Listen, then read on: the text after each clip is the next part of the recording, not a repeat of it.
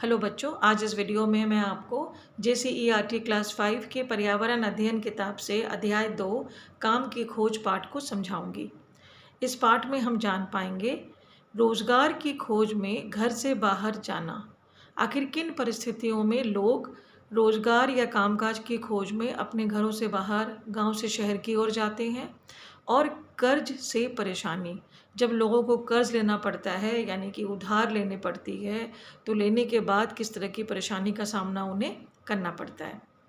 पलायन, रोजगार के लिए घर छोड़कर अन्य स्थानों पर जाना। तो ये शब्द है बच्चों पलायन, जिसका अर्थ है कि यदि किसी भी काम के सिलसिले में, रोजगार के सिलसिले में कोई घर से बाहर दूसरे स्थान पर जाता है तो वो क्या कर रहा है? पलायन। अब आगे समझते हैं पाठ को।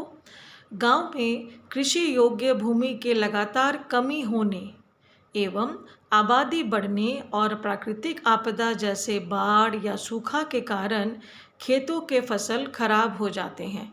तो इन 3 पंक्तियों में हमें बताया गया है कि गांव में लोग किस तरह की समस्याओं का सामना करते हैं। जैसे जो खेती के लिए ज़मीन है, कृषि योग्य भूमि यानी खेती के लायक ज़मीन है, अगर वो कमती जा रही हो, लोग मकान बना रहे हो या लोग बन रहे हो नए, तो वहाँ पे उनकी खेती के लिए ज़मीन कमती जा रही है।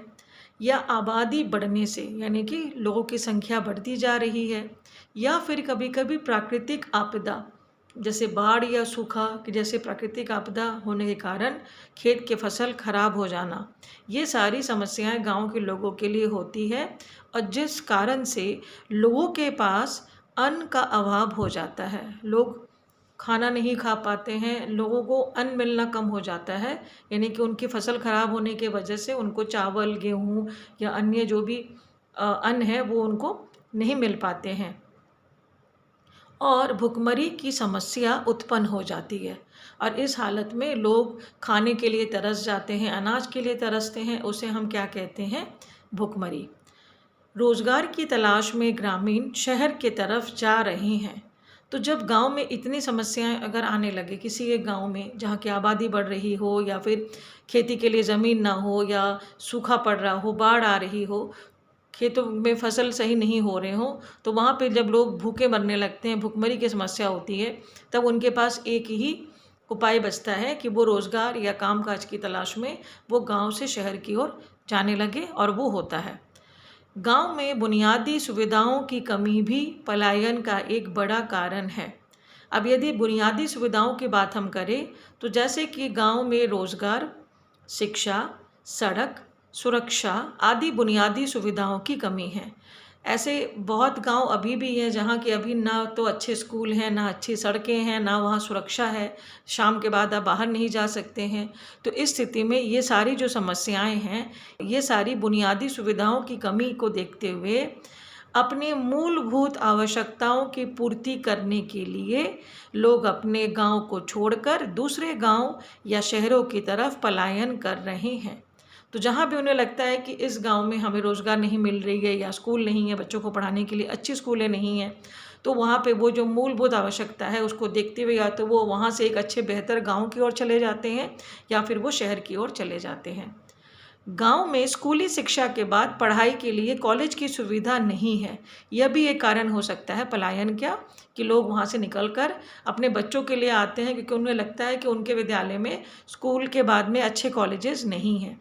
और पढ़ाई करने के लिए भी गांव को छोड़कर अन्य शहरों की ओर जा रहे हैं। वैसे भी नवयुवक हैं या जवान हैं या जवान लोग हैं जिनको पढ़ाई जो आगे करना चाहते हैं, उन्हें गांव में सुविधा नहीं मिल रही है, तो फिर वो अपने गांव को छोड़कर शहर की ओर जा रहे हैं। तो पाठ के पहले हिस्से में हमने जो प्रमुख समस्या रोजगार की थी उसके बारे में चर्चा की, और अब हम बात करेंगे कर्ज की, कि गांव के लोग कर्ज क्यों लेते हैं या किन लोगों से लेते हैं। और उनमें सबसे पहला नाम आता है साहूकार का। अब साहूकार किन्हें कहते हैं, इनके बारे में आप यहाँ पढ़ोगे। जो व्यक्ति व्यक्तिगत तौर पर कर्ज मुहैया कराता है वह साहूकार कहलाता है। यानी कि जो व्यक्ति खुद से अपने पैसे दूसरे को उधारी देता है, व्यक्तिगत तौर पर वो कर्ज उनको दिलाता है, और उस कर्ज के एवज में वो उन लोगों से सूद लेता है, अधिक पैसे वसूलता है, वैसे व्यक्ति को हम साहूकार कहते हैं। यह बैंक और किसी अन्य वित्तीय संस्था से अलग होता है। तो साहूकार जो होता है ना, वो एक खुद का बैंक होता है, चलता फिरता बैंक होता है और अन्य संस्था से अलग है। ये अपने घर से ही लोगों को पैसे देता है और उसके एवज में उनसे वो उम्मीद करता है कि वो उसे अधिक पैसे सूद के रूप में देंगे। तो साहूकार ज़्यादा ब्याज लेकर लोगों को कर्ज देता है, क्योंकि वो उनसे कम चीज़ों की उम्मीद करता है। अगर साहूकार के पास आप जाएंगे, जितने कागज़ आपको बैंक में दिखाने होते हैं उससे कम कागज़ आपको साहूकार को देने होते हैं, जिस वजह से लोग आसानी से साहूकार के पास से पैसे उठा लेते हैं। यह अलग बात है कि बाद में उन्हें बहुत अधिक पैसे लौटाने होते हैं ब्याज के रूप में। जहाँ पर बैंक नहीं है या बैंक में कर्ज लेने में लोगों को कठिनाई होती है, वहाँ पर लोग साहूकार से अधिक ब्याज पर कर्ज लेते हैं। साहूकार अपने पास हिसाब रखता है कि उसने किस व्यक्ति को कितना कर्ज दिया है, उसके पास पूरा उसका लेखा जोखा रहता है और किस परिवार ने अथवा व्यक्ति ने कर्ज का पैसा नहीं चुकाया है, वो समय समय पर उन्हें याद दिलाता है। गांव में छोटे किसान या मजदूर बड़े किसान के खेतों में काम करते हैं, क्योंकि उनके पास अपने खेत नहीं होते हैं, वो दूसरों के खेत में काम करते हैं। यह कार्य खेती के मौसम के समय उन्हें ज़्यादा करना पड़ता है। खेती का मौसम नहीं रहता है या फिर कभी कभी बारिश नहीं होने के कारण मजदूर को काम नहीं मिलता और जिससे घर गुजारा करने में बहुत ही कठिनाई होती है। ये आम बात है कि कभी अगर मौसम सही नहीं रहा या फसल नष्ट हो गए तो उसे अधिक मेहनत करनी पड़ेगी अपने घर को चलाने के लिए। तो उस हालत में जब उन्हें बैंक से कर्ज नहीं मिलता है या बैंक से कर्ज लेने में बहुत कठिनाई होती है, तो ऐसी परिस्थिति में वो अपने गांव के साहूकार से वो कर्ज लेता है। साहूकार कुछ दिनों के बाद कर्ज की रकम चुकाने के लिए मजदूर को कहता है। कई बार मजदूर के पास कर्ज की रकम चुकाने के लिए पैसे नहीं होते हैं, तो इस परिस्थिति में क्या होगा? इस परिस्थिति में मजदूर परिवार साहूकार के आगे हाथ जोड़ता है और कहता है कि अभी इनके पास पैसे नहीं हैं, वो मजदूरी या अन्य काम करने के पश्चात वो कर्ज का रकम चुका देगा, क्योंकि उसकी मजबूरी है कि उसके पास में तत्काल उस पैसे को लौटाने के लिए नहीं होता है और वो ब्याज काफ़ी अधिक हो जाता है, जिस वजह से उसे काफ़ी अधिक पैसे लौटाने होते हैं जितना उसने लिया था उसके एवज में।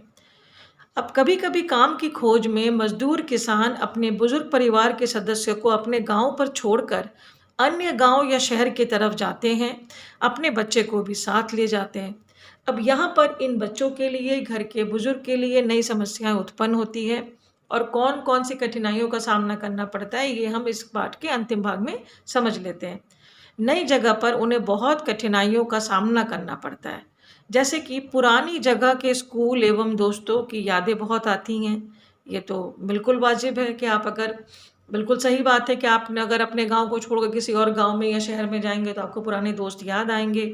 फिर घर में बुजुर्ग अकेले रह जाते हैं और कभी कभी उनकी देखभाल करने वाला भी कोई नहीं होता है, चाहे वो बच्चे हो या बुजुर्ग हो, घर के बड़े हो, उनकी देखभाल के लिए कोई नहीं, क्योंकि घर के लोग बाहर मजदूरी करने गए हैं और जिससे उन्हें बहुत ही कठिनाइयाँ होती है। बीमारी के समय उन्हें और ज़्यादा कठिनाइयों का सामना करना पड़ सकता है कि अगर कोई बच्चा बीमार भी है या बुजुर्ग बीमार है पर घर के लोगों को काम पे जाना एक मजबूरी है, तो वो कहीं ना कहीं अकेले रह जाते हैं। और गांव से दूर जाने पर लोगों को अपने बुजुर्गों की बहुत याद आती है। बच्चे अपने जो चाचा या दादा हैं गांव में छूट गए हैं उनको भी याद करते हैं जब वो गांव से शहर आ जाते हैं। और बच्चों को तो कभी कभी अपने माता पिता के साथ काम भी करना पड़ जाता है, जिससे उनकी पढ़ाई भी छूट जाती है। तो ये थी आपकी पाठ काम की खोज, जिसमें मुख्य समस्याओं में हमने जाना कि रोज़गार के लिए घर छोड़कर बाहर जाना पड़ सकता है, विद्यालय जाना कितना ज़रूरी है और किस तरह से बच्चे कभी कभी विद्यालय नहीं जा पाते हैं पलायन की वजह से, और कर्ज के बोझ के कारण कौन सी परेशानियां किसानों को या मजदूरों को हो सकती है। अब इस पाठ के जो प्रश्न उत्तर है ये मैं अगले वीडियो में आप लोगों के साथ साझा करूंगी।